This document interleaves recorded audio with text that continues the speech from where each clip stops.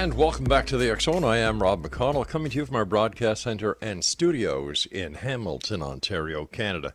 If you'd like to send me an email, xzone at xzoneradiotv.com, on all social media sites, Xzone Radio TV.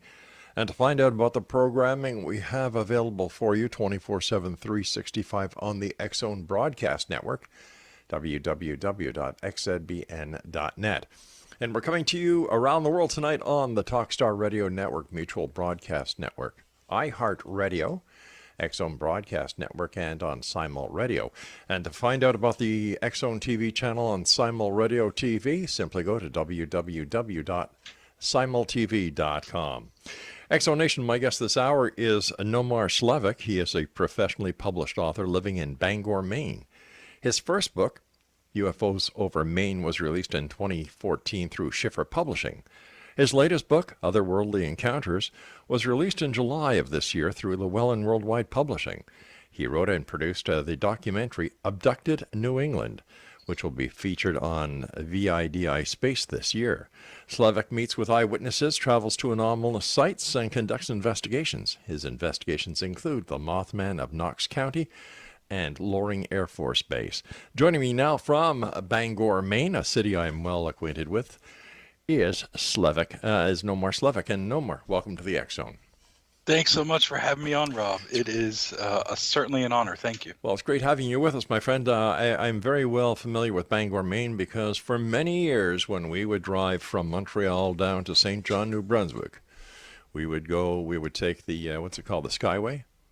And, and we'd stop in Bangor, Maine, and that's where our lunch stop was. So I love Bangor, Maine. That's awesome.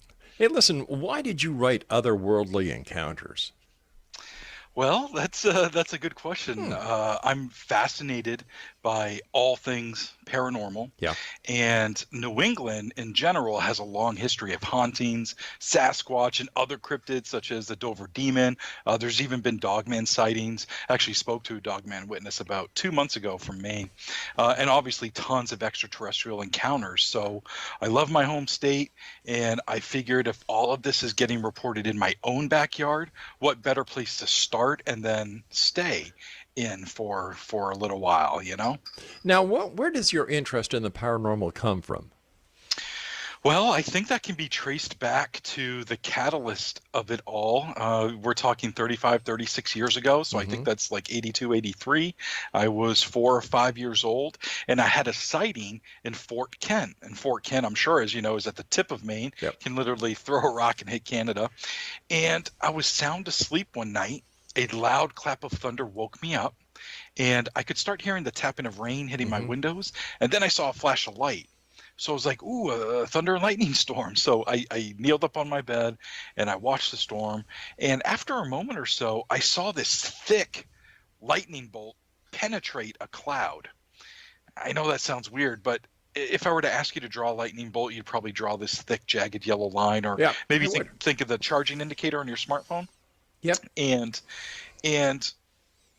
even at that age, I knew that you could only see lightning for like a very little amount of time, but it stayed there, hovered there, if you will. I kept hearing booms. There were these electrical arcs coming off of it, and I eventually drifted back off to sleep. I then woke up in the morning, went to the bathroom. When I was walking back to my room, I could see out my bedroom windows, and the lightning bolt was still there. I ran downstairs, I got my dad, I brought him up to my room to show him, and it was gone. I tried explaining what I saw, but he was kind of like, yeah, as if to say, you know, like, what are you talking about, buddy? Overactive imagination of a young man. Right, yeah. Exactly. But I think I must have been pretty insistent, because he did tell me that it did not rain the night before. So after hearing that, I actually got pretty scared because I didn't know what the hell it was. So about 2 weeks later, my mom and dad dragged me and my sister out of bed to witness the Northern Lights. And that was another phenomenon that I'm viewing in the sky at such a young age, and it's the only time I've ever seen it, and it was gorgeous and strange, and I think those two things taught me at a young age that the world is friggin' mysterious and weird and fascinating. But I was kind of hooked, but still scared. So I think that's the catalyst, and I also think it was the first time I ever saw a UFO. Since having that first encounter when you were a young man, have you had any UFO sightings since then? Yeah, I've had about 10 other sightings in my lifetime. I don't know if seeing, two weird sky anomalies at Hmm. such a young age subconsciously allows me to look up more than most. But I definitely see some weird stuff. So I tell people I've seen 11 UFOs in my lifetime. My goodness. UFOs are in fact real, and I can prove it. Proving it is simply by saying what I've seen are unidentified flying objects. Does not mean they're extraterrestrial. In the 50s and 60s and like Hmm. solidified in the 70s, UFOs become synonymous with extraterrestrial, and it's typically not the case. Out of the 11 sightings, there's probably two where I'm still really left scratching my head. I'm like, ugh, I don't know what it is. The other stuff could have been something else. I just haven't been able to identify them. Why do you think society, the majority of society, always associates a UFO with extraterrestrial visitation? I would probably say pulp culture. I'm no Hmm. expert on any of this stuff, but probably pulp culture has helped with that. I mean, look at all the sci-fi movies from the 50s, 60s, and obviously the 70s when True. Spielberg kind of hit it out of the park with Close Encounters, Hmm. and then you kind of get into my demographic when E.T. came out, and it's become an accepted form. You see something weird in the sky that's Yep. flying, well, it's probably E.T. Yeah, and ET made it socially acceptable to give somebody the finger as well. True. Um, those two UFO sightings that you yourself have had that keep you scratching your head wondering what it was. Can you explain them to us or tell us about them? Yeah, yeah. One of them happened in 2007, Hmm. and it was closer to southern Maine, the Freeport area, home of L.O. Bean, for any of your listeners that are familiar. Yep. And it was actually kind of interesting the way it happened. My roommate at the time, and still is to this day, is a skeptic. Hmm. So they came home one evening and like ran up the stairs and like slammed the door and came inside and were like, "Yo, there's something like weird outside. You got to go check it out. I'm sure it's right up your alley." Something like that. So I'm like, "What?" So I ran outside, and hovering over the house that's across the street, so it's probably a little, like 150 yards away from me, Hmm. hovering over the house were these two red lights on one side, and then up higher in the middle was a white light. They weren't blinking, it was completely silent, and it was hovering. So I stared at it for a while. When I extended my arm out, it took the entire length of my thumb to cover the object. So that said to me that it was high and large or pretty low. And I had a Nokia phone at the time, 2007. I don't even know if there were smartphones then, maybe, but I didn't have one anyway. So I had a Nokia phone, took a picture of it, and all you can see is really just like a red streak with some black behind it. So Hmm. that wasn't much help. But I'm staring at the thing, and I would say probably after like 3, 4, maybe 5 minutes, it then diagonally moves up. So it ascends a little bit and then hovers again just for a moment, and then it takes off on like a level trajectory parallel to Route 1 in Freeport. So at that point, I like fumbled for my keys. I'm like, I'm going to follow this thing. So as soon as I hit the road, I lost sight of it. I'm mad at myself for taking my eyes off of it. But less than half a mile up the road is a field with a clearing, a clear view of the sky. So I pulled in there and was ready to, have a close encounter, and it never showed up. But the reason it seems, I still scratch my head Hmm. on it, is it seemed large. It seemed close enough that I would have heard it. Nothing was blinking on it, like you would come to associate with some sort of a military or civilian type of aircraft. Sure. And at the time, drones, at least the way we know them commercially now, were not commercially viable really at the time. Doesn't mean it couldn't have been some other experimental drone, but that one keeps me scratching my head because of that. All right, we're going to come back from a commercial break shortly, and when we do, I'd like to hear about the second encounter that you have that still has you scratching your head. The next donation, our guest this hour, is Nomar Slevik, and you can find out more about Nomar on his Facebook page, facebook.com/no Nomar Slevik Author, and that's NomarSlevik This is the X Zone. I am Rob McConnell. We're coming to you from our broadcast center and studios in Hamilton, Ontario, Canada. If you'd like to send me an email, xzone@xzoneradiotv.com, and on all social media sites, Xzone Radio TV. The X Zone, a place where people dare to believe and dare to be heard. It's a place where fact is fiction and fiction is reality. And we come to you Monday through Friday from midnight until 5 a.m. Eastern, right here on the X Zone Broadcast Network and our broadcast affiliates and partners around the world. We'll be back on the other side of this break. Don't go away.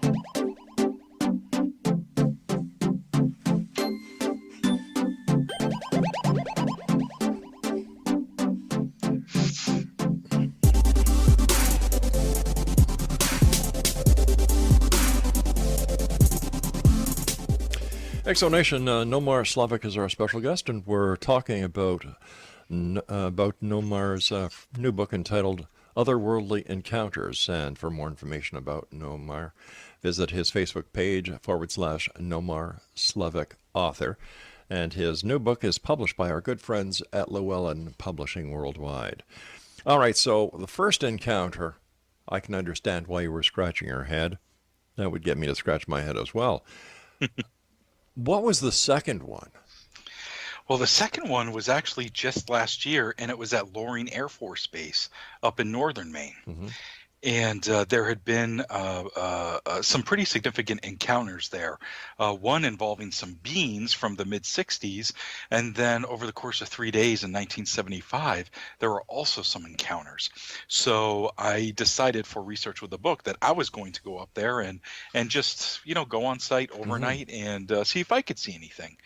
So in April of last year, I drove up to northern Maine. It's about 3 hours, maybe 3.5 hours from Bangor.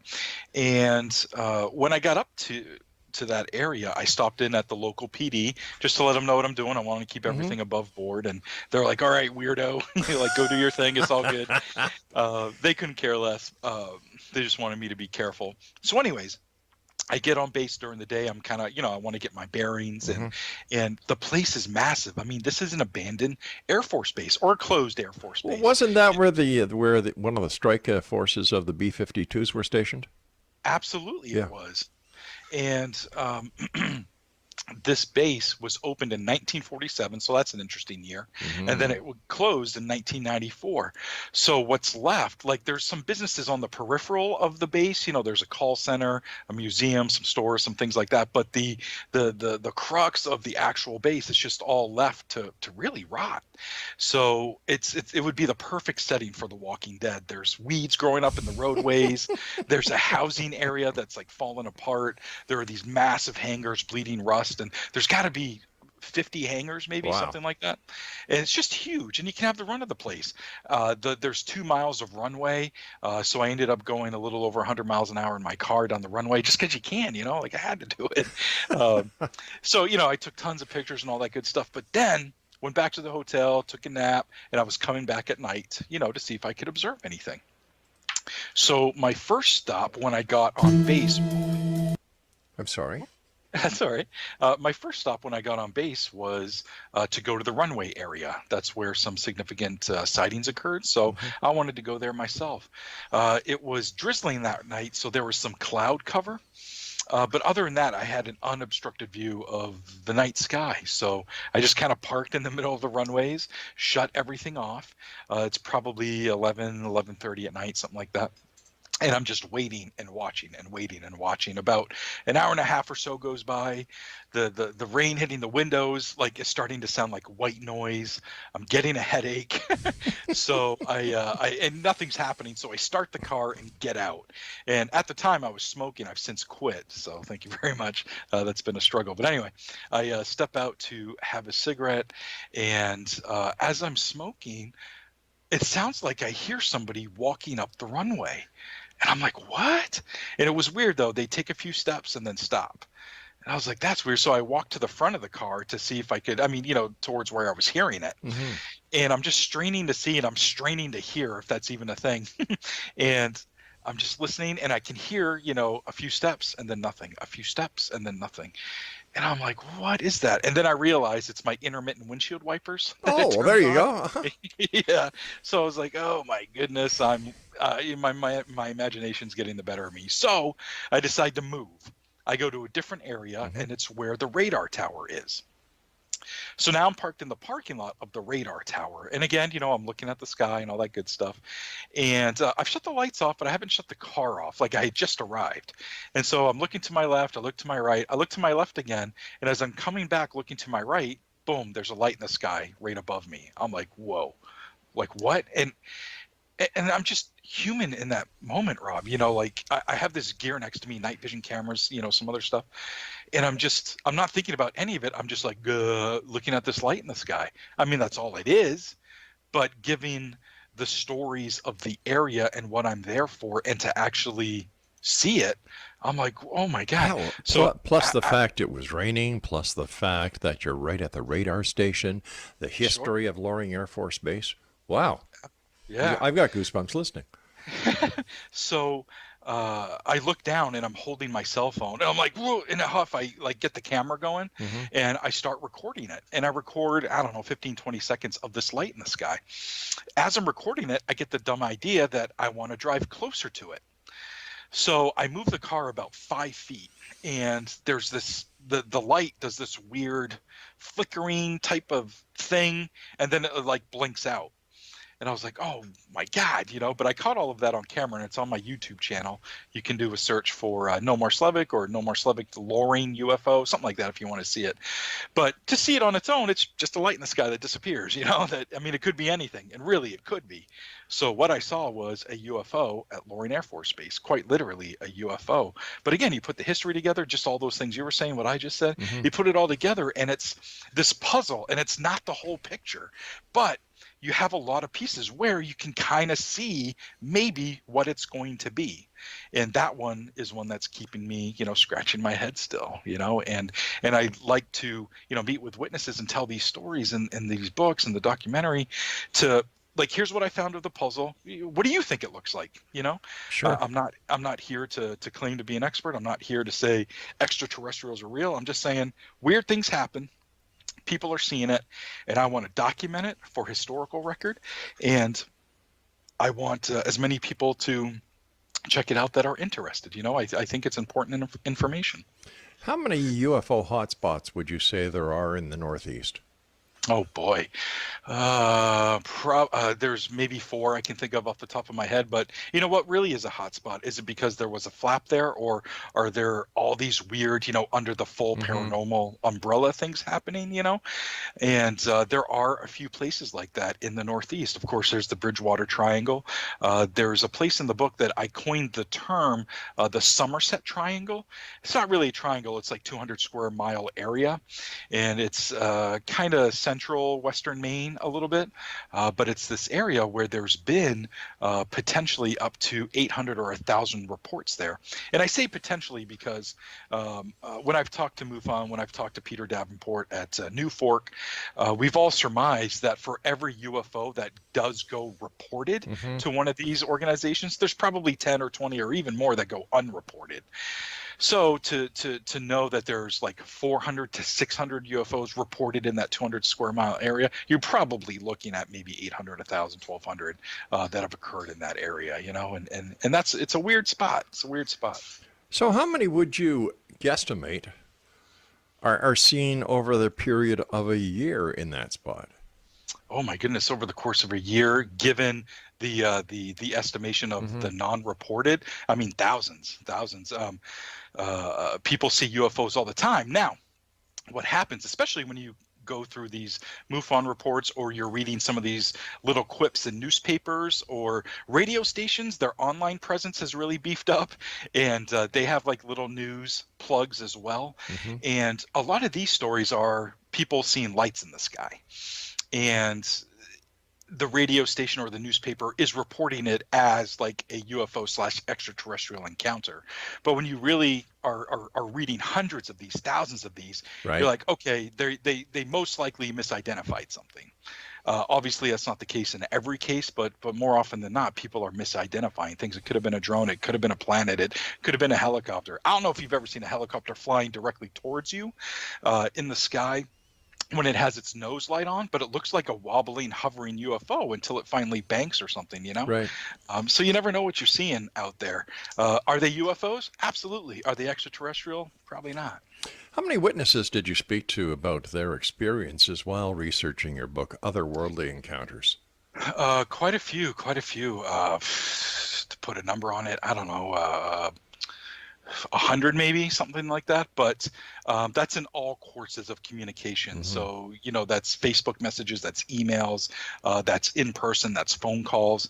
And one thing, at the very least, about Mainers, I don't mean to speak for everybody here in Maine, and I'm not speaking for everybody in Maine. However, we are generalized as like reserved people, a reserved population. We don't want people thinking we're lunatics over seeing something crazy, so people are reluctant to share their stories. So what I want to offer them is a non-judgmental ear. I'm an open-minded skeptic. I'm gonna ask questions like, are you sure it couldn't have been blah blah blah? And more often than not, they're like, yeah, you're right, it could have been that. I didn't even think of that. So it's not necessarily case closed, but I might move on from that story, and not write about it. Yeah, I fully understand, and I agree with you that a large number of the UFOs that people put in the same category as ET are later identified. They really have nothing to do with the space traveling UFOs. Sure. But I think the media has certainly played into that scenario along with Hollywood. Absolutely. Especially since December of 2017, when all that stuff came out about the aerial threat program that the government had, and more people than ever are talking about it. All right, Nomar, please stand by. You and I have to take our news break at the bottom of the hour. Exonation Nomar Slevik is our special guest this hour. His Facebook page is facebook.com/Nomar Slevik author. That's Nomar Slevik author. We'll both be back on the other side of this break as we continue here in the X Zone from our broadcast center in Hamilton, Ontario, Canada. Don't go away.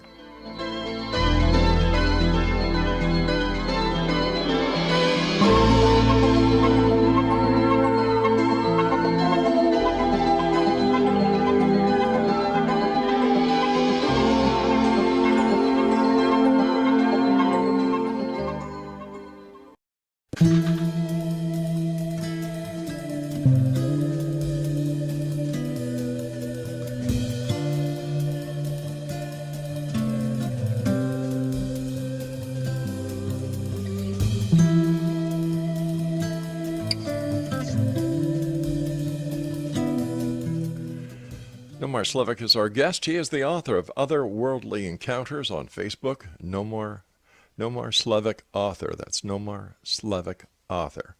I understand that you have a theory or a hypothesis on the creation of crop circles. Well, I don't know if it's really a theory. You have thoughts, and thoughts are just what they are. But I certainly think that it's possible that that extraterrestrials are involved with making them. I definitely do not think that all crop circles are man-made. I think that's ridiculous. I definitely think a lot of them are, though. But that's really all it is, though. It's nothing earth-shaking at all. Well, you never know unless you ask, right? That's true. Okay, in your book, Otherworldly Encounters, you covered UFOs. What else did you cover in your book? A bunch of different things, but there's a story of a Mothman-like sighting that happened in Camden, Maine. Mm-hmm. And Camden, Maine is a small little coastal town in eastern Maine. And in 2001, October of 2001, there was a gentleman who saw something pretty weird over there. And I don't know if you're anything like me, but I'm a huge like fanboy of like all things paranormal. You know, I watch a lot of television shows that are like a guilty pleasure. I'm a huge fan of horror movies. You know, the more supernatural, the better. And I'm also a big fan of Mothman. So while I was writing the book, I was thinking, man, I wonder if there's ever been a Mothman sighting in Maine. No one's ever come to me. So I just Googled Mothman, Maine, and to see if anything came up. And something came up. I was like, what? And all I kept seeing was this headline, Mothman-like creature spotted in Camden, Maine. And I kept seeing that, but there was never anything linked to like a full story of it. So I have a fellow author and friend and researcher. Her name's Michelle Solier, and she was actually able to track down a name for me. So I looked the guy up on Facebook, and after like numerous attempts with people with the same name, which was a bit awkward sometimes, I found the guy, and he was willing to talk about the encounter. So this happened again in 2001, almost 35 years to the month Wow. of the original Mothman sightings in Point Pleasant. So I thought that was fairly synchronistic, you know. And the witness does prefer to remain anonymous. I wrote that in the book, so I gave him an alias of Robert Osborne. And he was 17 at the time, and he was walking home early one evening. It was probably 6 p.m. or so. And he was walking on Washington Street towards his apartment building. And Washington Street starts right at downtown Camden, Maine, and it goes all the way and for miles into the town of Hope, Maine. And he lived just about a mile from downtown Camden. So as he's walking, he's hearing like this chirping, squeaking type of sound, and he thinks it's a mouse, but it's kind of loud, so it must really be underfoot, and he's looking down, not wanting to step on it. While he's looking down, he sees this shadow, a large shadow, on the pavement go by, and he knows that it's something above him, so he immediately looks up. And when he looks up, he sees this odd humanoid looking thing with a huge wingspan fly over him, and it's making that sound. He said the body was about 4.5 feet long with these large bat-like translucent wings. He said it flew right up over the apartment building that his parents lived in. And as it did it, he said, he got a good measurement of the wingspan, because it said it went from one side of the eaves to the other side of the eaves of the building. And when I was down there and checking it out, that measures about 25 feet in length. So you're talking like Cessna type size wingspan, you know, that's huge.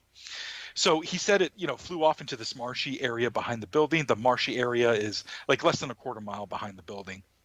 And he talked to his friends and family about it. And it's not like they didn't believe him, but they're like, you probably saw something else, man. Like, you know, and, you know, like a turkey vulture, sandhill crane or something, both of which can be found in the area. But he was like, no. This was weirder than that. He knew the difference. Yeah. So after this, he started having these reoccurring dreams. And he said that he would find himself at that same spot on Washington Street. And when he would look up this time, he would see a UFO as large as a house, and that it would roar to life and take off. So, you know, being a researcher, I'm like, oh, okay, well, was that a dream, or could it have been a memory? And he's like, that's funny that you asked that. I tell people it was a dream, you know, that goes back to the reservation of Mainers maybe, but I tell people that it's a dream, but I really think it was a memory. Well, now you've got some more synchronistic aspects with the original Mothman sighting, where you're having some concurrent themes there. Mothman, you know, a weird creature being sighted along with the UFOs. So kind of interesting, you know. Do you think there is a natural connection between these flying unknowns that seem to have some sort of life form of its own to the connection of a UFO sighting?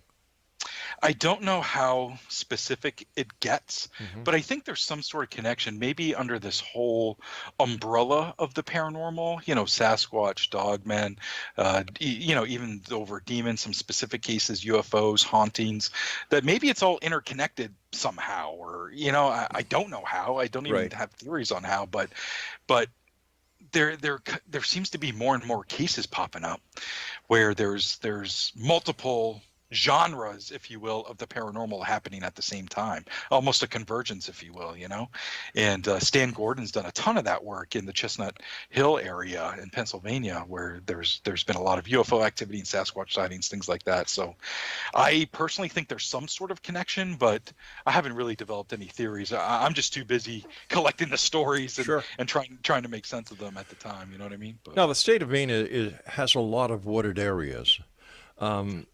Have you had any experiences or have you done any investigations into the Bigfoot phenomenon? I haven't, but there's kind of a reason for that. Lauren Coleman, Sure. cryptozoologist, lives in my home state, and we know each other. We're friendly. I wouldn't say, I don't know him as if he's my best friend or anything. Hmm. But he and this other woman I was telling you about, Michelle Soyer, couple of years ago, they decided to start putting together Sasquatch stories from Maine to put out a book for, Bigfoot in Maine. And so anytime I came across an encounter, even if a witness emailed me directly, I would point them to those guys, to Lauren and Michelle, so they could document and interview them for their own research. So I haven't delved into it just because I'm trying to help a fellow researcher. Not to mention the fact that you're a nice guy. Sure, we can go with that too. Okay. The check's in the mail, right? Yeah, yeah. Listen, during your investigation into your book, Otherworldly Encounters, did you find any hard evidence pertaining to any aspect of the paranormal? For example, did you find any evidence to prove that monsters actually do exist? Any proof? Yeah. Absolutely not. Absolutely not. And I know that might sound disappointing, but honestly, it's encouraging. And the reason it's encouraging is because any witness I talk to, any Hmm. story that I read, anything that I sink my teeth into research wise, what ends up ultimately happening, if I don't dismiss it to begin with, what always ends up happening is I have more questions than answers. So no, I don't have proof, but I keep finding this trail, all these breadcrumbs, or maybe more accurately, that puzzle I was talking to you about. And there's a piece here and there's a piece there. And again, I can almost make out what it is. I can almost see what it is. But boy, there's some key pieces that I need that I don't have yet, and I wish I did, to make it more complete. I mean, I've talked to witnesses who Hmm. claim to have seen alien beings, or to have seen a dogman, or to have seen this or that, but as far as proof goes, there's been nothing that I could call proof of any kind. I'm taking the word of the people. But how do And we explain that in today's society with so much technology at our disposal that, just take that area that you were talking about before, where there are thousands of sightings over yeah, a year, and yet with all those sightings, where's the where's the photo that cannot be debunked, or the radar trackings, or with an amount of sightings that number, how come it's not being covered in the mainstream news? Like something's going on, and I don't know if it's the people who are not seeing or the media who is just so tired about it they don't want to report it anymore. well, I think the media is still reporting on it, but it's still a bit of the fluff story, Hmm. during October, things like that. Sure. But there are other news agencies. Larry King always took it seriously and would have James Fox on and a bunch of these other guys on, to seriously talk about the UFO phenomenon. Not to mention, Elizondo has been all over the news everywhere, and everybody wants to talk to him. And there have been great pictures and great videos and radar trackings and all this stuff.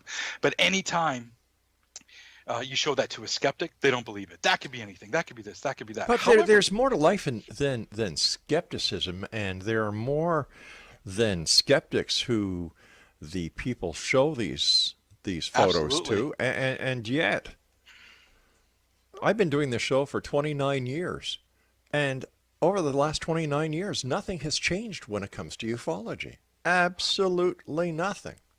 You're absolutely right. I have seen some pretty amazing pictures. I provide information in my book on how to Google image search some of these pictures that I don't have permission to print in the book. And you can see some pretty cool pictures, but can you look at it and say that's an extraterrestrial craft? No. That's where the difference is. Stand by. Yeah. You and I have to take our final break, and Exo Nation, Nomar Slevik and I will return on the other side of this break as we wrap up this hour here in the X Zone from our broadcast center and studios in Hamilton, Ontario, Canada. Don't go away.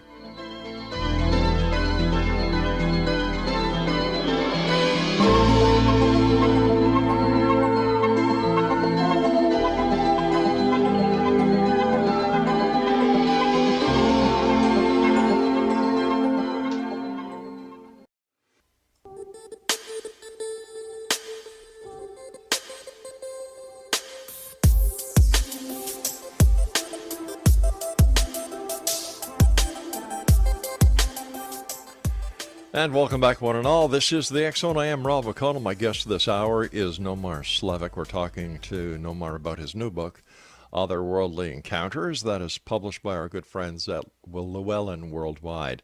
Now, if you'd like more information on Nomar, or maybe you have a story that you would like to relate to him, whether you live in the beautiful state of Maine or not, visit him on Facebook at Nomar Slevik Author. First of all, Nomar, thank you so much for coming on the show. Great pleasure talking to you. Congratulations on a book well done.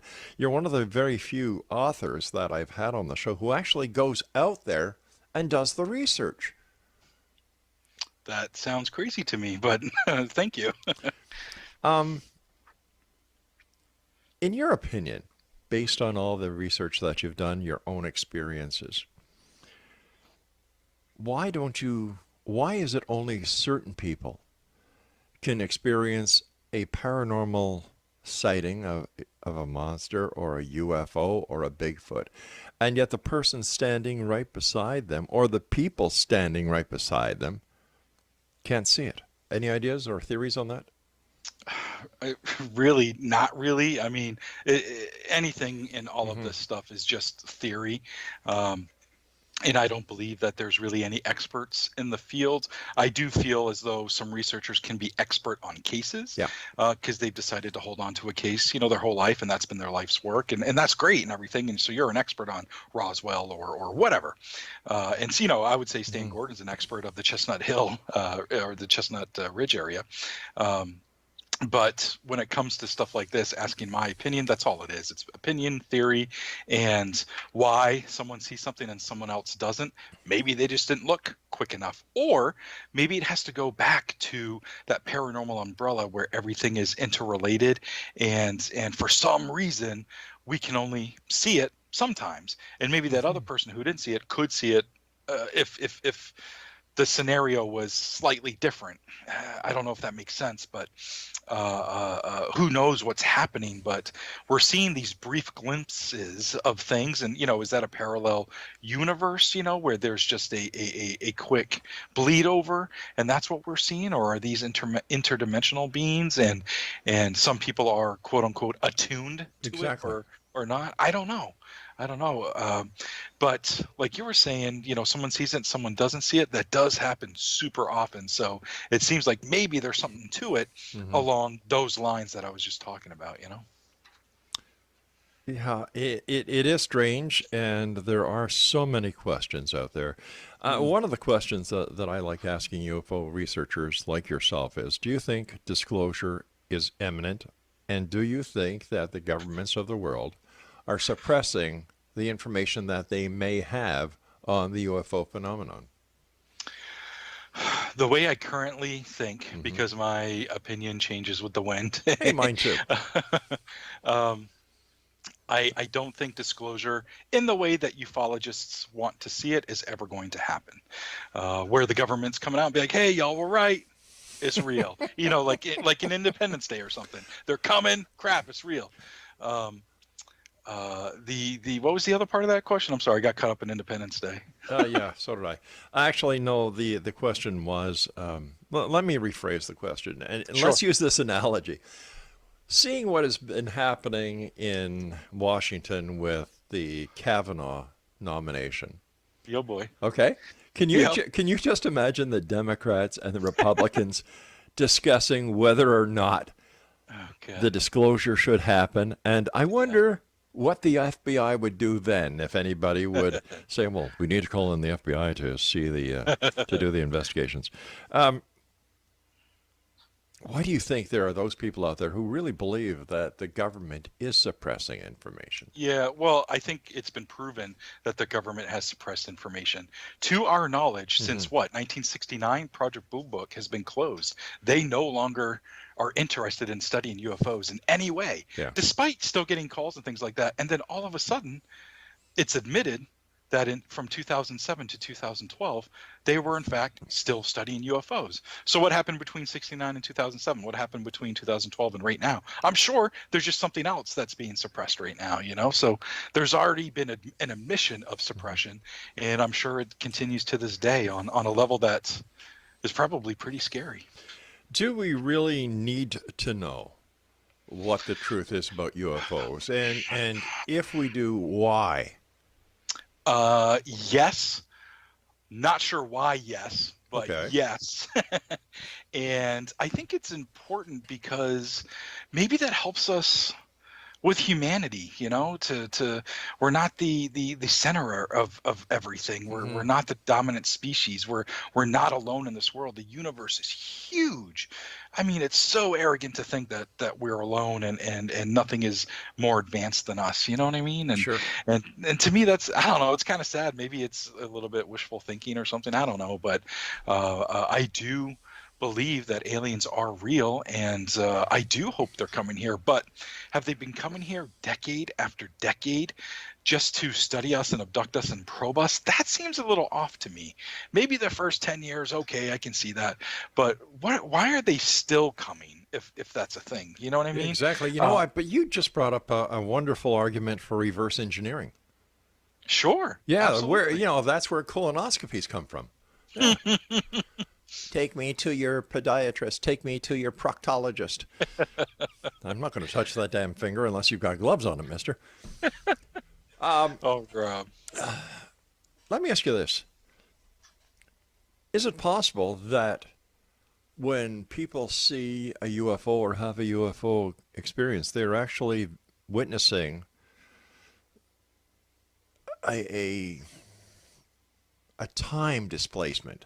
That what we believe are UFOs from extraterrestrial uh, galaxies or faraway galaxies or universes are actually from our future that travel back in time to, for some reason or other, I haven't figured that one out yet. But is it possible time travel is involved? I think so. You know, who knows the way Hmm. time travel could work or does work, and there have been maybe not leaps but Hmm. little tiny baby steps into to making that a bit more of a reality. But who knows, or maybe it's a different plane of existence, you know, and there's all these multiple universes, Yeah. and time is irrelevant at that point, you know, and they're really just able to kind of step in, be like, oh wow, look at this, and then step back, you know. But yeah, I think that's totally possible. And I have sat up at nights thinking about that possible theory. There's actually a story from, geez, the 50s. I haven't read this story in a long time, so I'll probably butcher some of this. You got some really smart guys listening. I apologize right now. But in the 50s, there was some sort of sighting with this kid, and he was, walking down a dirt road or whatever, or was walking home, and he sees this UFO. And I believe he described it as this like silver disc, and it was very low. I mean, we're talking like 30 feet, 40, 50 feet in the air, something like that.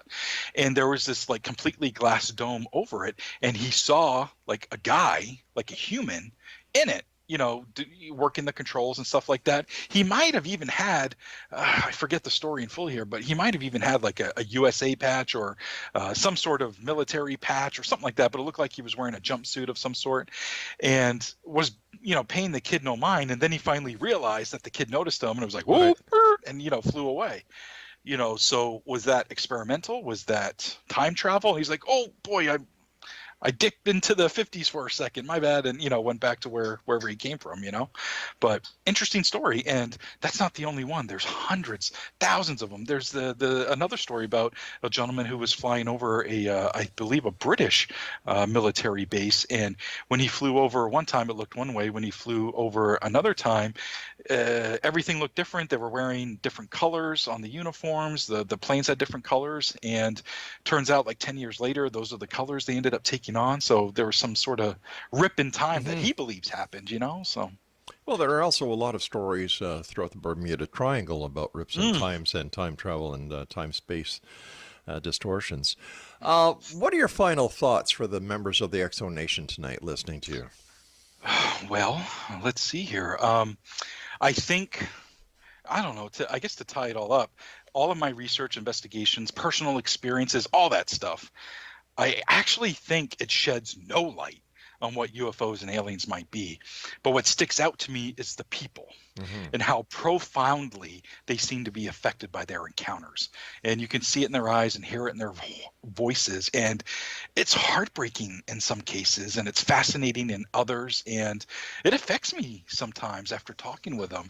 And to be able to document someone's story, to help them not feel like they're crazy, to be just kind, I think is just a good thing, and I hope that some people, you don't have to believe everything just because you're into UFOs and stuff, but to have a non-judgmental ear, I think is very important. It helps people, Once again, I want to thank you so much for joining us tonight. Nomar, we'll have to have you back on in the future, but let our listeners know how they can find out more about you and where they can get their very own copy of Otherworldly Encounters.